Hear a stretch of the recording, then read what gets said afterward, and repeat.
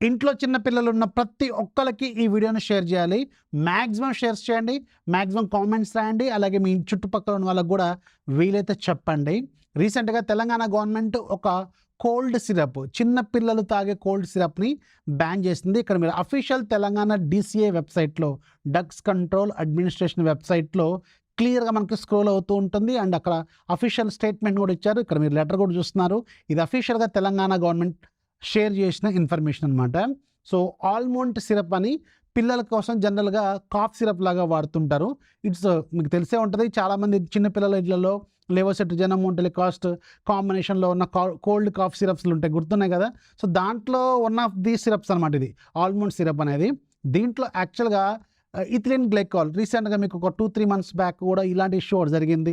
అప్పుడు వేరే cough syrup కూడా ఇలాంటి కేసులోనే ఇథిలిన్ గ్లైకాల్ పర్సెంటేజ్ అనేది ఎక్కువగా ఉండటం వల్ల అది చిన్న పిల్లల లివర్ల మీద, కిడ్నీల మీద చాలా ఎఫెక్ట్ చూపిస్తుంది హార్ట్ మీద అని చెప్పి అప్పుడు ఒక సిరప్‌ని బ్యాన్ చేశారు.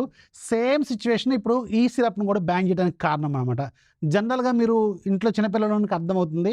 లెవోసిట్రిజిన్, మోంటెలికాస్ట్ ఉన్న సిరప్‌లు పోస్తే వాళ్ళు కొంచెం మత్తుగా పడుకుంటారు కదా! దానికి కారణము ఇదే అనమాట. అది కాకుండా ఇది యాంటీ ఫ్రీజింగ్, అంటే ఫ్రిడ్జ్‌లో పెట్టినా అక్కడ గాని ఫ్రీజ్ అవ్వకుండా కాపాడటానికి దీనికోసం ఒక 0.1% యాడ్ చేయాలి. బట్ మోర్ దాన్ ఆ 0.1% కంటే ఎక్కువగా వాడటం వల్ల ఇలాంటి సైడ్ ఎఫెక్ట్స్ అనేవి పిల్లలకి ఏర్పడుతున్నాయి. సో ఇది చాలా డేంజర్. చిన్నపిల్లలు చనిపోతున్నారు. రీసెంట్‌గా 14 మంది ఏమో చనిపోయారు మధ్యప్రదేశ్‌లో.